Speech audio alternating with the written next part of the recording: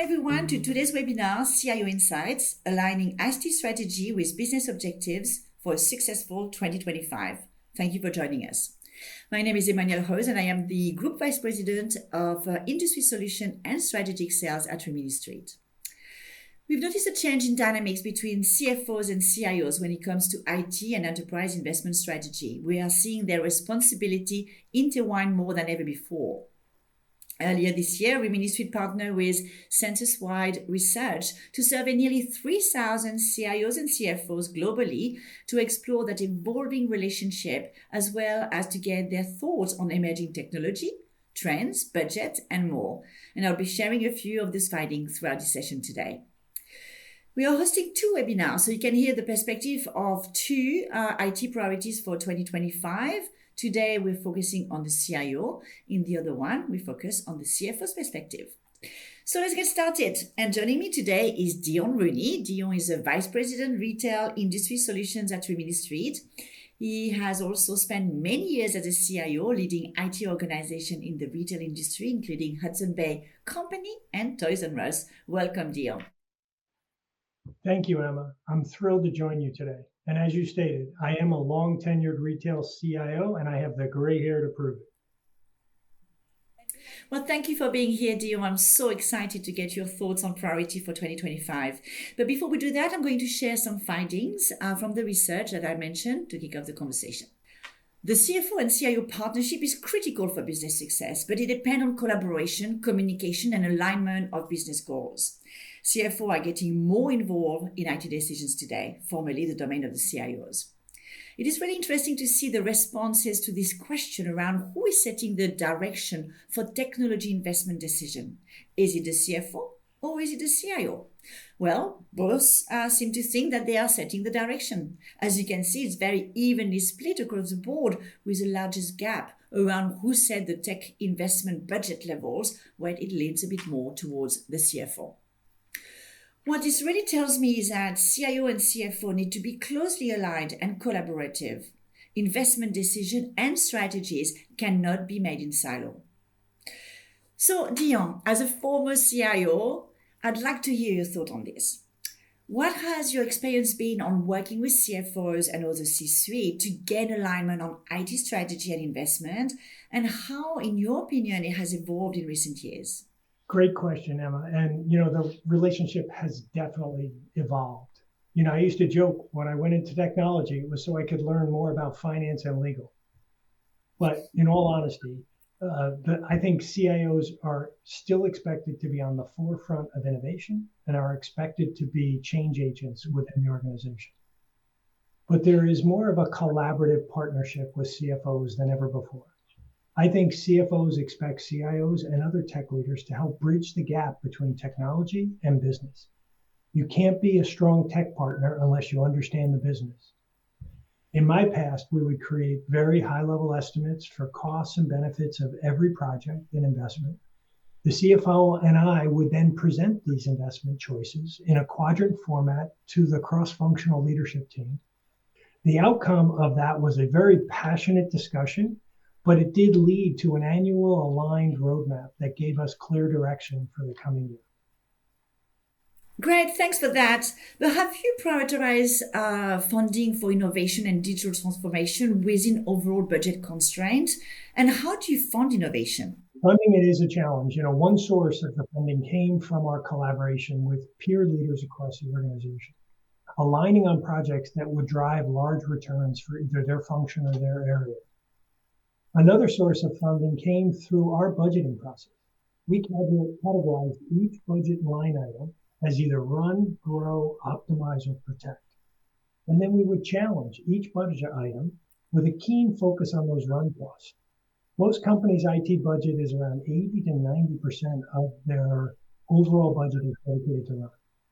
We want to get that to 60%. And that's how you change the perspective of IT from a cost center to an investment area. We always found these savings. We would transparently then move those dollars to the grow or optimize buckets. And we would then invest those dollars in something that we felt would drive real return for the company. As an example, one of those times you mentioned, I brought Rimini Street in, which significantly reduced our maintenance costs. we decided to use those savings to invest in our omni capability. And we leveraged those changes to ship product from stores that were least likely to sell that product based on normal foot traffic, thus avoiding very costly markdowns. It was a huge win for the organization and a huge win for the IT department. So while we're on the topic of innovation, what are some of the emerging IT trends that CIOs should be aware of, in your opinion? And here are 5 of those categories of IT trends that I see. But specifically, I want to call out 2. Omnichannel and hybrid customer experience. The ability to seamlessly connect online, offline, or hybrid experiences to deliver a unified, cohesive, and personalized customer journey is incredibly important to both customers and for retailers to deliver on that. And another one, obviously very, very spoken about today, AI and automation. AI is taking off like nothing I've ever seen. And it's a great way to improve both the customer experience and also optimize costs for any company and specifically for retailers. So, Dion, you mentioned AI, and I'm glad you did, because it wouldn't be a webinar in 2024 without the mention of AI. But there are so many applications for AI, and I think it's always helpful to talk about some real-world example. So tell me, Dion, what have you seen that's been very effective, and how is AI being successfully applied around the globe? Yeah, it's a topic I'm passionate about, and we're seeing AI really deliver. And I'm going to cite a 2023 Microsoft-funded IDC study that found retailers are realizing a 3.5x return on their AI projects, with 5% of those organizations worldwide realizing an 8x return. Those are incredible returns, which is why I have such passion about the opportunities for AI to deliver valuable results. The most innovative and adaptable companies will be able to cater to customer preferences to find success. So you will see that as a driving force with many AI applications. Here are some real life examples in retail. We talked a little bit about personalization, or even hyper-personalization is becoming increasingly crucial for retailers looking to stay competitive. Amazon is using AI algorithms to analyze customer behavior and preferences, providing highly targeted product recommendations to shoppers, increasing customer engagement and also, of course, sales. Nike leverages AI to offer customized product designs through their Nike by You platform.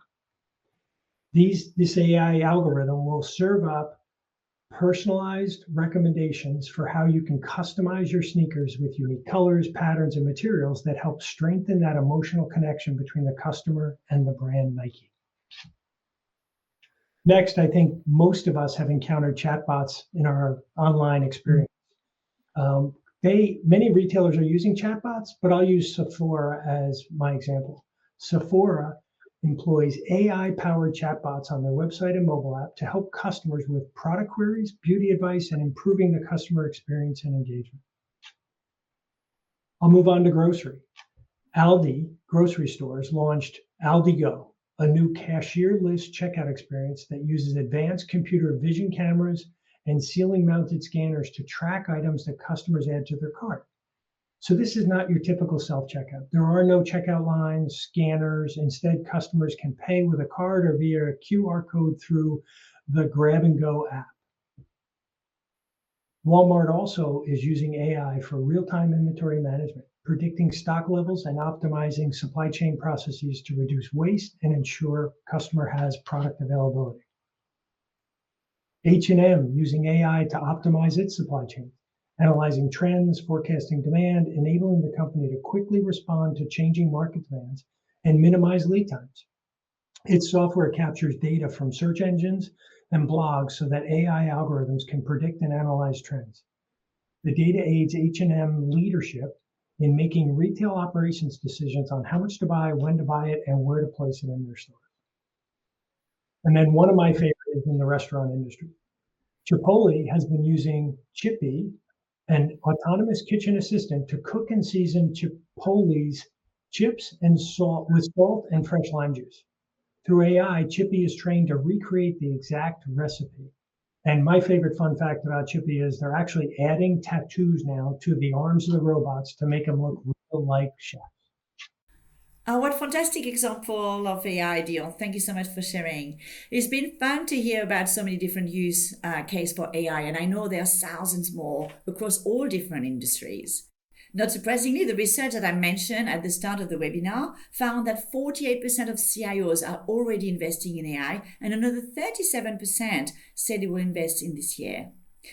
Despite the enthusiasm, though, for an emerging technology, nearly a third of CIOs, 31%, are taking a cautious approach, adopting new technology as a supplement for their existing enterprise software.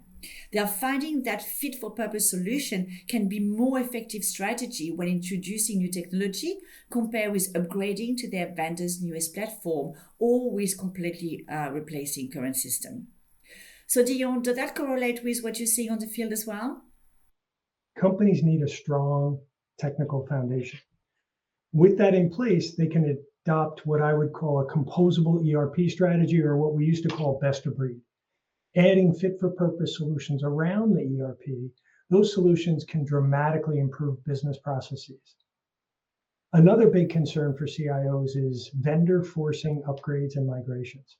Those upgrades carry significant risk, huge costs, and hopefully you get back to where you were before you started. They disrupt your business and often don't deliver much value or help you achieve your business objectives. Before coming on board with Rimini Street, I was a client 3 times, as Emma has said. As a CIO, I needed to make sure we controlled our IT strategy and our roadmap, and not some vendor forcing me to do upgrades to make their maintenance better. And of course, we dramatically improved the scope and performance of that support function while saving money, time, and internal resources. This allowed us to focus on technology investments that would really move the needle for the company. Oh, you know that we love to hear that. Thank you, Dion. So tell me, what do you think CIO need to prioritize for 2025? CIOs need to take control of their technology roadmap and reduce the run portion of their IT spend. That's an ongoing process, but they need to be vigilant on it. And CIOs have to find a way to prioritize and fund innovation and optimization. And if companies haven't yet started to strategize on incorporating AI to help solve some of your top challenges, then I hate to say this, but you're already falling behind. You can't wait any longer.